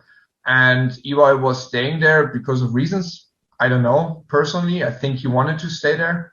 And then rest is NXT UK history. Yeah, exactly. And I'm going to ask you about two people and then loop back to what you're going to do next. The two people are probably pretty obvious. I want to ask about Nikki Cross, just what you think about her as a person and a performer.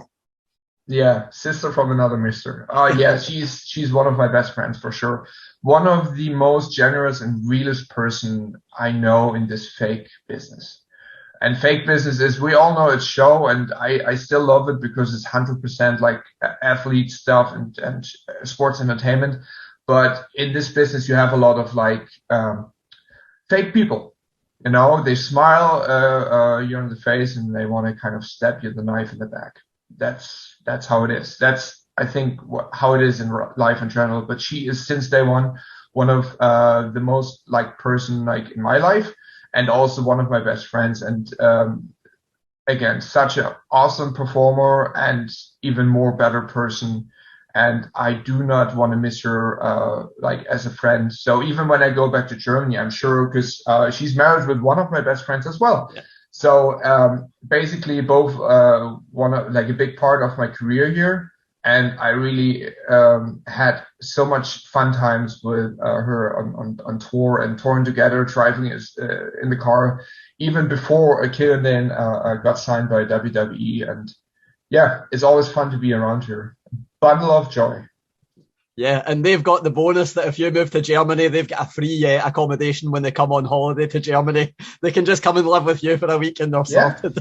Yeah, why not?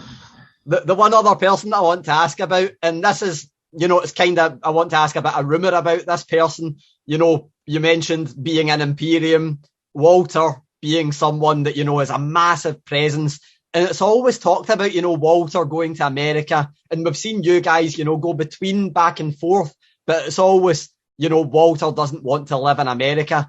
Is that something you felt, you know, held you back? Or was it just the kind of thing where you're like, well, it's just life because you want to live in Germany as well?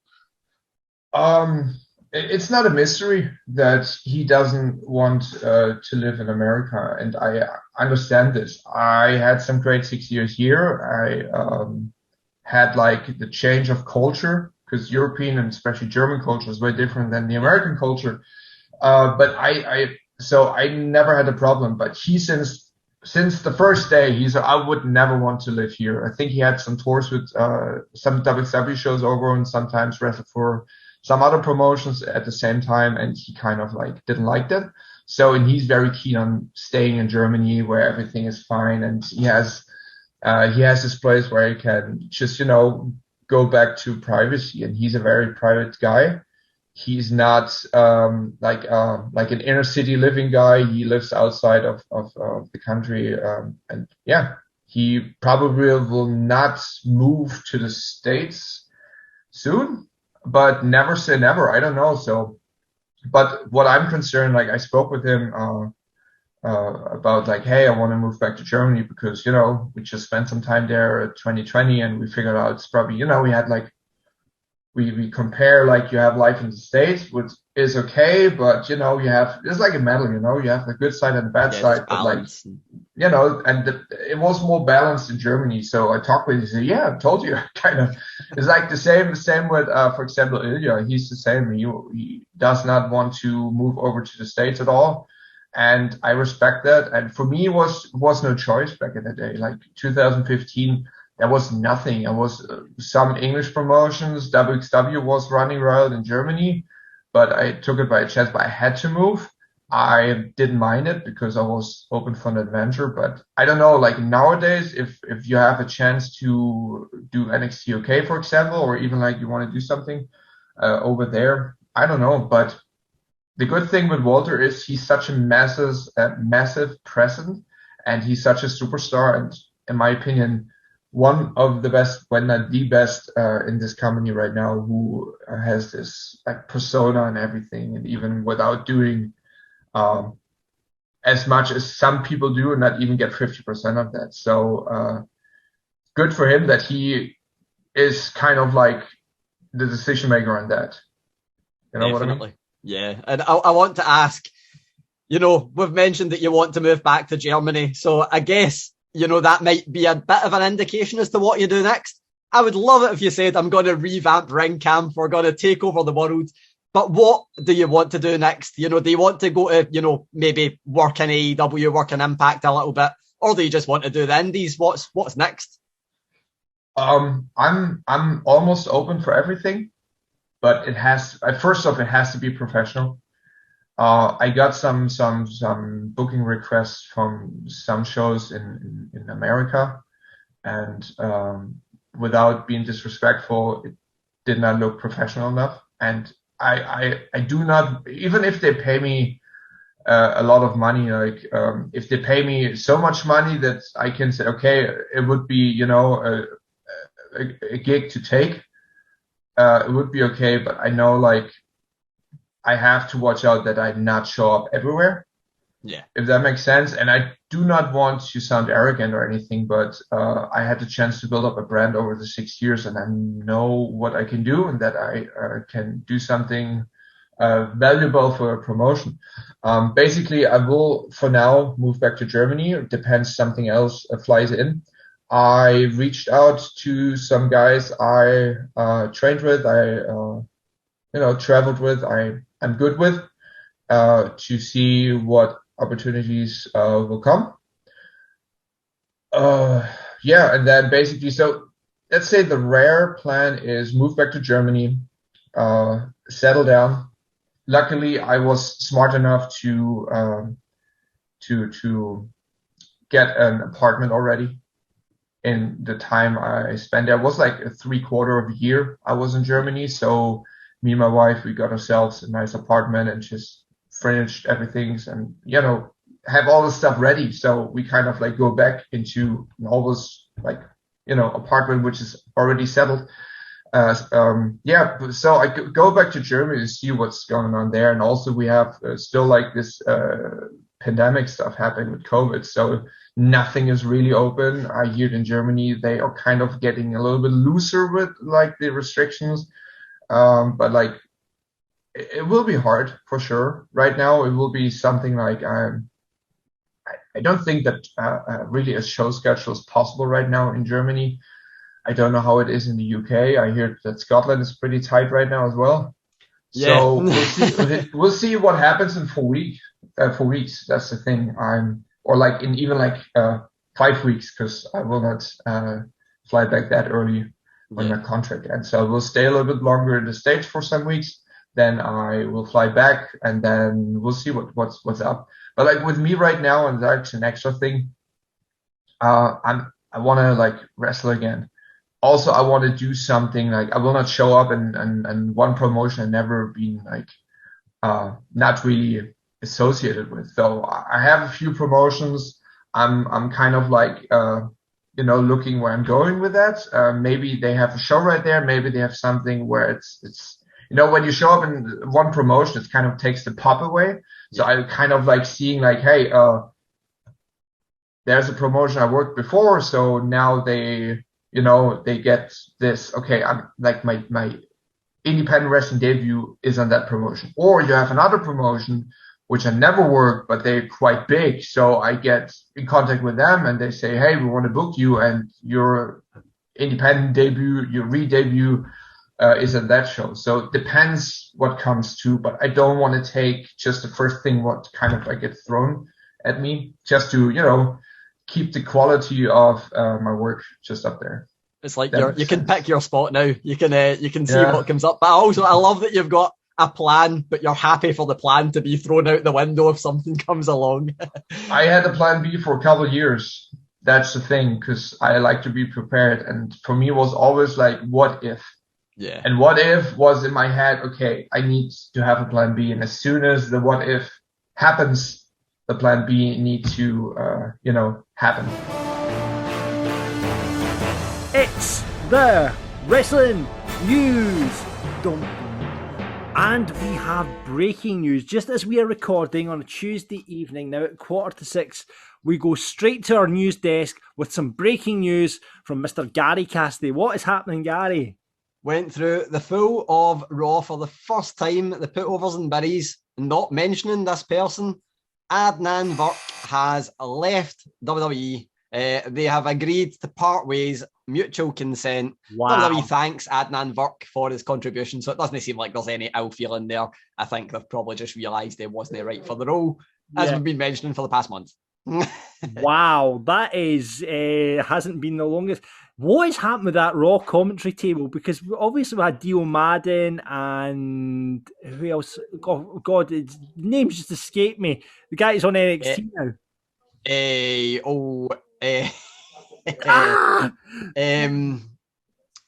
Vic Joseph. Vic Joseph. I was like, Tom Phillips. It's no Tom Phillips. No, Vic Joseph. Vic Joseph. Grown on me as a commentator, and he's actually really good on NXT. Oh my word, Tom Phillips, come on back, son. It's going to need to be into. I mean, you wouldn't go with somebody else. Like, you wouldn't bring in somebody else that didn't know the wrestling business. Come on back, Tom. You're welcome back in. I can't see that. Yeah, wow, that didn't last long. So that's more changes to the commentary table on Raw again. But yeah, Tom Phillips is coming back. That's going to be a cert until they can find someone that they're happy with. How many weeks did he last then? 3? 4, I think. I think it was 4. But I mean, it's the kind of thing where you're stuck in that difficult thing. Do you give him more time and hope that he gets better? I mean, no better, because I feel like I've buried the guy for the past 4 weeks. Why would I stop now? But I feel like it's the kind of thing where how much time do you give somebody before you realise it's not working? When you've got a good commentator there that you can just plug into the role. So, yeah. But does this maybe spell the end of them trying to look outside of the pool? Do you think? I hope so. I mean, the one place that you can't have somebody that has no idea about wrestling is on commentary and the play-by-play role. Because they're just going to get found out. Anybody that's watched wrestling is going to be like, they're terrible if they don't know the name of moves. So, yeah, exactly. It's like a football commentator watching football and not knowing the difference between an offside and between an out of bounds, really, isn't it? So it's you wouldn't expect it in any other sport, and obviously WWE is, not just a sports entertainment, but just doesn't work most of the time. I don't remember last time bringing in a commentator that wasn't fair wrestling base, apart from Pat McAfee, who knows his way about wrestling, worked. I mean, you could argue now that Pat McAfee is a wrestler, so it's quite difficult. So it's like, yeah, and lifelong fan, which obviously helps. So, could we bring in someone like, I am thinking football commentator Jonathan, not Jonathan Watson.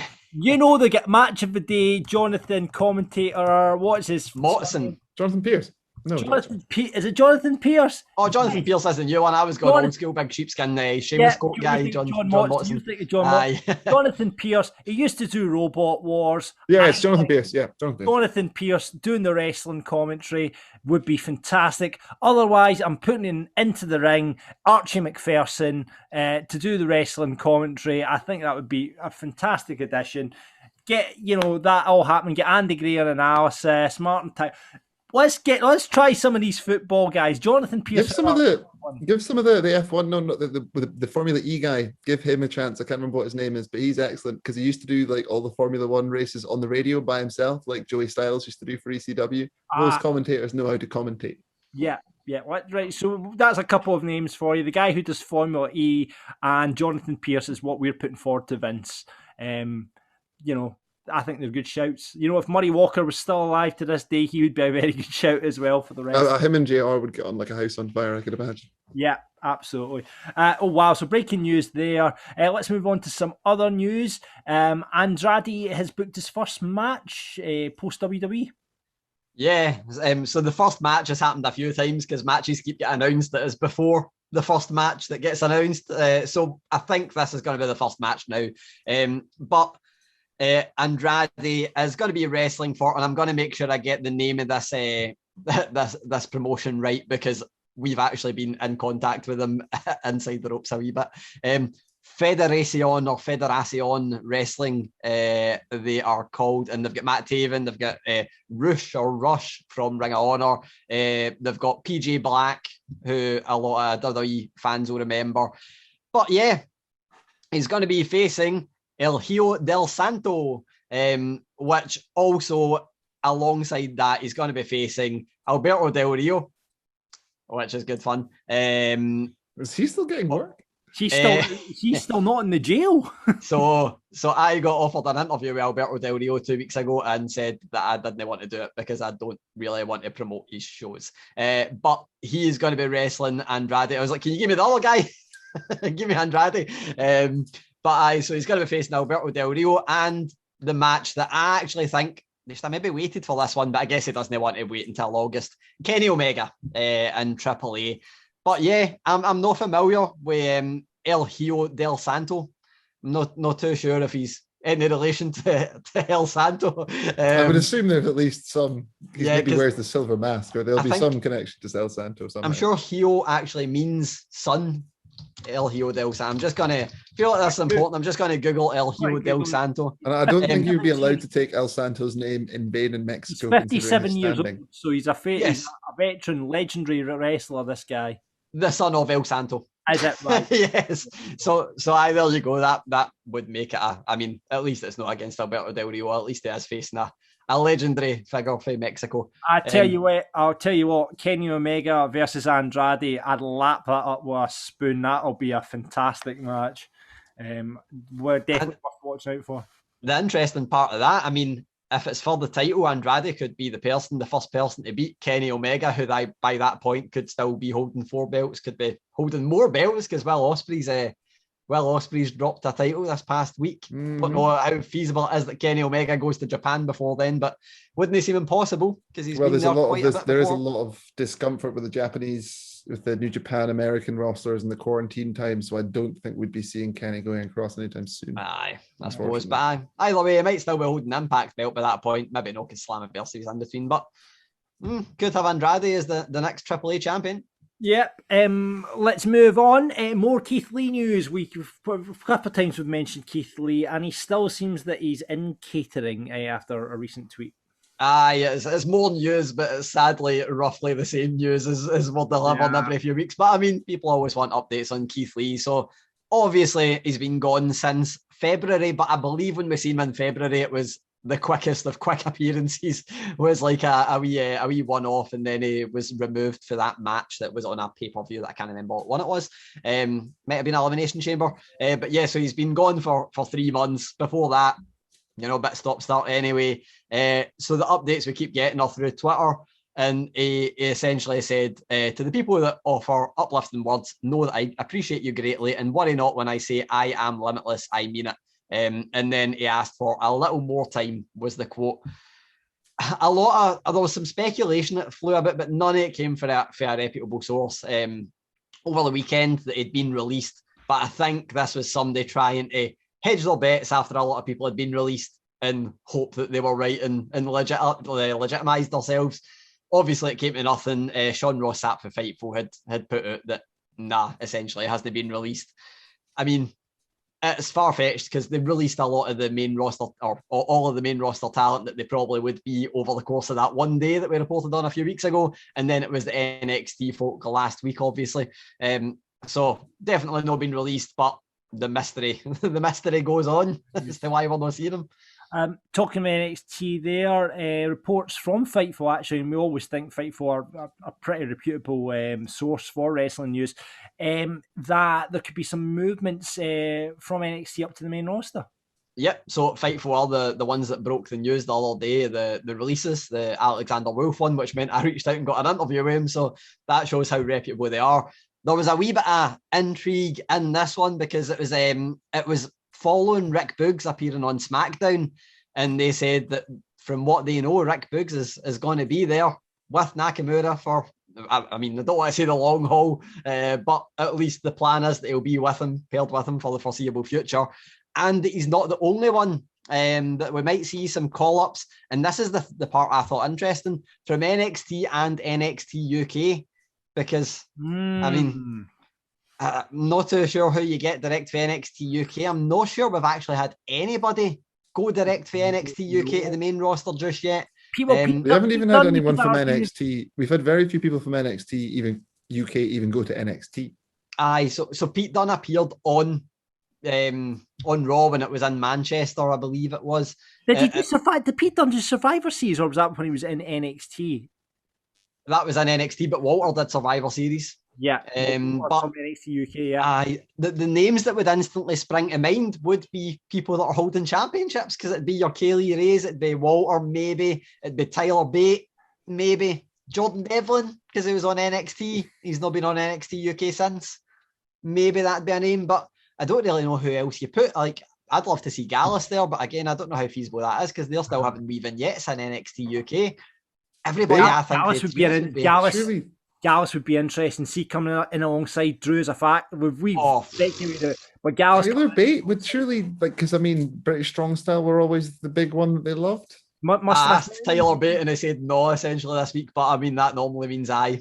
So NXT UK. Well, but let's put Shah straight in there. We'll just get great. Let's put Shah straight in. I mean, one of the first ones that came to my mind as well was Noam Dar, but he's been there, and then, I mean, he got used quite well, and then he shifted to 205 Live, and then back to NXT UK. So it's an odd one.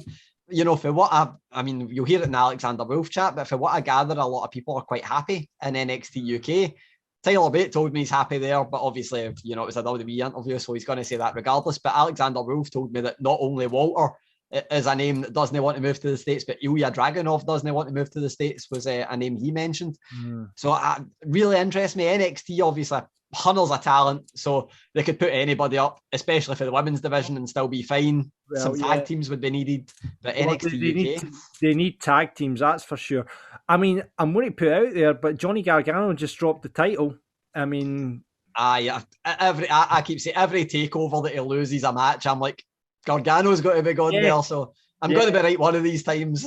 But I think Daniel, with Daniel Bryan not on the roster anymore, there's room for a wrestler like Daniel Bryan up on the main roster. Whether Gargano, because he's always, we've always said he's an NXT lifer and all that sort of stuff, whether he want to move up, but I mean, whether or not he gets the choice, like. Yeah. I don't think Vince comes to you and he's like, "How do you fancy appearing on Raw tomorrow night, kid?" "Oh no, Uncle Vince, I don't fancy that." "Okay, Johnny, I'll maybe come back next week." Welcome to the big leagues, I think, is probably a more appropriate phrase. Yeah, no, listen, he's like you say, he's dropped the title there, but whether he come up with is like with Austin Theory and the whole way come up together, or what happens there, who knows? But that's certainly there's a chance, I guess. There's a chance, but we shall wait with bated breath over the next couple of weeks to see what comes of that. Gary, thank you for the news and the breaking news this week. Very exciting. Yep. Going to be interesting to see what the news is next week. New Raw commentator, and then 2 weeks later we can say we've been sacked again. So that's it for this week's Mark. We've been back for a week. I've certainly enjoyed myself. There's been Goldfish chat. There's been who would be a heel or face when it comes to wine. Lots of good chat this week, and chippy sauce debate as well rages on. Salt and sauce. Eurovision. Eurovision, we've had it all this week. We've had it all. Let's get back to the wrestling and let's talk Double or Nothing. Pay-per-view is happening this weekend. Are you staying up for it, Alex, or are you going to watch I've got a Monday off. It's a fucking bank holiday. So it's bank holiday. Here was me burying AEW for all their Sunday night shows, and here's me just casually got a fucking Monday off. So yes, I will. That's what I just done 2 hours ago. I swapped my late shift for a 6 a.m. start for getting Double or Nothings on Sunday. Nightmare. I wonder, there would potentially, I was going to say I'm away this weekend because I was going to say potentially there could be a watch along, but then fuck that because I'm away all weekend and I'll be burst. So sorry, no watch along for Double or Nothing, but we will give you our predictions. Let's start off the Battle Royale, which has got lots of people in it. Christian Cage, Matt Sydal, Powerhouse Hobbs, Penta El Zero Miedo, Jungle Boy, Matt Hardy, Mark Quinn, Isaiah Cassidy, The Blade, Evo Uno, Colt Cabana, Preston Vance, Griff Garrison, Brian Pillman Jr., Max Caster, Anthony Bones, QT Marshall, Nick Comarato, Dustin Rhodes, Lee Johnson, and someone that's TBC.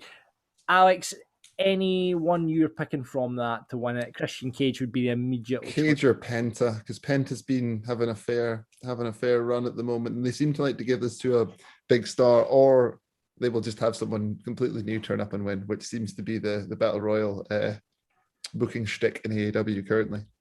Can I give you a prediction that's not a winner? So on commentary for this is Paul White. I think the mystery guy, Shaquille O'Neal, and I think we're going to get the face down after the face off afterwards. Oh, I like that. Yeah, but have they not announced this to be on the pre-show though, or is this main card? That might be on the pre-show. Maybe I'm at the Monday. Nothing pre-show. I think this might be pre-show. Oh, a shame. It's a title shot for the winner, isn't it? Yeah, there we go. So, no, if it's on the pre-show sheet, it's not going to be Shaq then. But what a shout that is, Gary Cassidy. It might not be on the pre-show. I think they did this on the pre-show last year. It would make sense. It normally is. But again, if they are going to do something big, I mean, it shouldn't be on the pre-show if it's for a title shot. That's the main thing. The card is stacked. I mean, let's go to the TNT Championship. Miro versus Lance Archer. Miro's got to retain. You can't. I mean, how much would people moan like fuck if he ends up losing the title his first defense? Yeah, that must be the two biggest guys AEW have had in a match between each other in the promotion's history. They had Archer versus Brody, did they not? Yeah, I guess they did. I did. They did have that, but Miro versus Lance Archer, that is going to be good. But Miro retains there. Inner Circle versus the Pinnacle. It's another Stadium Stampede match, which was the problem with it is because the first one was so bloody good and there was so many spots that are really innovative. What are they going to do with this one that's going to make it different? And who do we think's winning? I think this might be a little bit more grounded than the last one. This might be just live action hardcore match in the stadium or something along those lines, and it might be a lot less cinematic. Or they might just go full cinematic, and if they do, I'm totally down for it, actually. I think this is one of the ones you could get away with it because it is a ridiculous match concept in itself. Yeah. I'm wondering if they go partly cinematic, but considering the production issues, I'd be wary of that. But I have no idea what to expect for this because cinematic with a crowd has its criticisms, and obviously we've got I believe a sold out Daly's Place. So, is it sold out? Is it full capacity? Full capacity, I think. Wow. Sold out within like 18 minutes. That's incredible. I didn't realise the America were back to full capacity. Jesus. Probably just Florida right enough because they're right, okay then. So Pinnacle or Inner Circle, who have we got?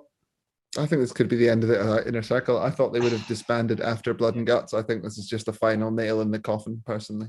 Okay. That would make sense, wouldn't it? It would have to be. I mean, you don't 50-50 this because then what comes next? do we have one of them joining the Pinnacle, like a Sammy Guevara or something? Join Pinnacle? I don't think you need to. I think you want to, because I think this will be another longer term Jericho write-off, but I thought they were going to write Jericho off with his arm. So, I mean, there's obviously going to be a big moment on Friday Night Dynamite this week where Jericho rips off his cast in some way and probably attacks MJF with it. So, yeah. Hangman Page versus Brian Cage. It's Page versus Cage. Page to win and go for a 3 rounds. Go for a decider between the two, I reckon. That would make sense. But again, this is one of those ones where I'm like, both men could do with a win. I mean, I know that both. See, I'd argue the Page losing to Cage was the first time I've seen Page lose since Page lost to Omega, and before that in his tag match, like that's the only times you've ever really seen him lose. So Right, going Page then. Probably Page, aye. Page. Okay. Cody Rhodes versus Anthony Ogogo. Ogogo's got to win. You got to. Aye. It Don't. I mean, I hate the word buried, but like, don't bury the guy before he gets off the ground. You kind of need him to be beaten, Cody, to legitimise him. Do we think we see a Cody Rhodes heel turn, Alex? We could do. We could see it, but there's too much. It's Anthony Ogogo with the factory. So there's too much QT Marshall shenanigans that will no doubt go on in the middle of this. So I don't think it'll be a clean victory, but Ogogo should win this. Okay, we talked about it earlier on, the Women's Championship match. Shida versus Britt Baker. It is only going one way with this one. I mean, I'd be shocked if Shida held it, because she's had it for so long. And Britt Baker's been phenomenal. Congrats on the year to Shida, though. It's been a good year. And I think what Britt said in the sit-down interview with JR was that she was like, yeah, Shida has held this division together for the last year, and good on her, but it's time for a change. So, I agree with Britt. The one thing that I'm thinking we might get, and I guess it might be the Dynamite after, is I think we'll get Thunder Rosa challenging Britt Baker for the Women's Championship, since she's got a win over her. I mean, unsanctioned win, but she's got a win over her. Yeah. But it's got to be Britt Baker. It would be a huge mistake if they didn't put it on Britt Baker. The thing is, I mean, we're looking at the two big championship matches, the Women's Championships, which you're all thinking are obvious. The Men's Championship is pretty obvious as well, because you've got Kenny versus Orange Cassidy versus Pac. I wouldn't mind if they had Pac pin Orange Cassidy and get it off Kenny that way, but I don't think it's coming off Kenny. I mean, they're not going to take it's catch-22, because they can't have somebody pin him in Impact before he gets pinned in AEW. But at the same time, I don't know. I think it's such a difficult circumstance for them to have, where they've got him with the title when he's holding other titles. The one way in it is to have, the other two guys pin each other, but I think Kenny Omega's going to win. Yeah. Alex agreed? Yeah, totally agreed. Yeah, well, there we go. It's a pretty stacked card. You've missed the match as well. Have I missed what's been announced? The Young Bucks versus the Wild Thing. Ah, right. Sorry, I missed that. Which is actually the one title match that I think could go the other way. I don't think it will go the other way, but I could see Moxley and Kingston walking out with the belts. I could see it happening. Yeah. All three of the title matches anyway. Yeah, that least predictable.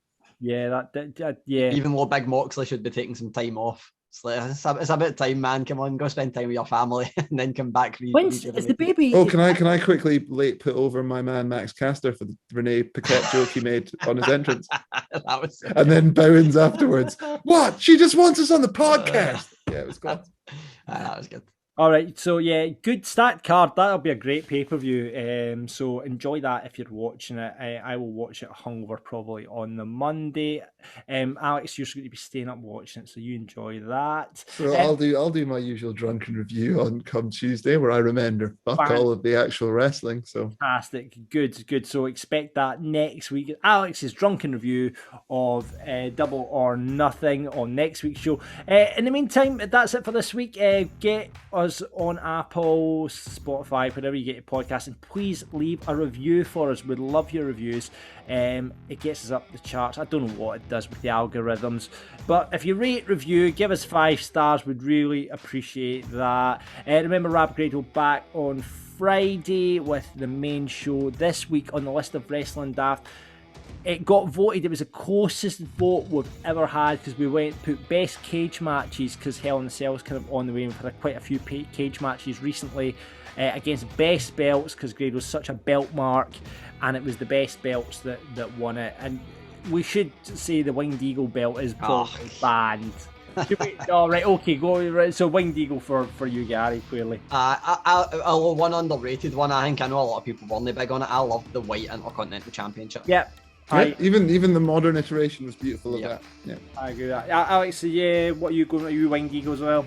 No, I love the now old IWGP World Heavyweight title, the one they put in the weight bin for the IWGP World Divas title. So I'm still recovering after that, personally. Right, okay. So that's what you have to choose from on the list of Wrestling Daft. Remember, get signed up to our Patreon. Appreciate that as well. Patreon.com/Wrestling Daft. Lots of extra content up there, bonus podcasts, video versions of the show, all that jazz. And there's t-shirts to be bought as well. There's merch to be bought. We do that because we're a wrestling podcast, obviously. shop.spreadshirt.co.uk/wrestling daft. Boys, have a good weekend. What he's up to? Anything exciting? You'll be watching AEW Double or Nothing, Alex. Gary, I suspect you're probably doing the same. I've made the mistake. I'm working at 6 a.m. But if I get on the media scrums, I'll stay up and watch it, and then do them knackered and go all the way through again. But apart from that, nothing. Going for some food on Friday because we're not locked in yet. Not in lockdown yet, so you guys prepare for lockdown next week. No doubt in Glasgow. So negative. I know you guys are stuck in Glasgow. It won't be long till you're in the bliss of living. It's called Indian variants of COVID, Mr. Vaccination. I know I'm fully vaxxed up now as well, so I feel immortal. Yeah. Have you done double dose? I need to wait for the double dose. I've not had the double dose yet, but anyway. Listen, take care of yourself, and we will see you on the next one. Until that point, keep marking out. Audio Frontier.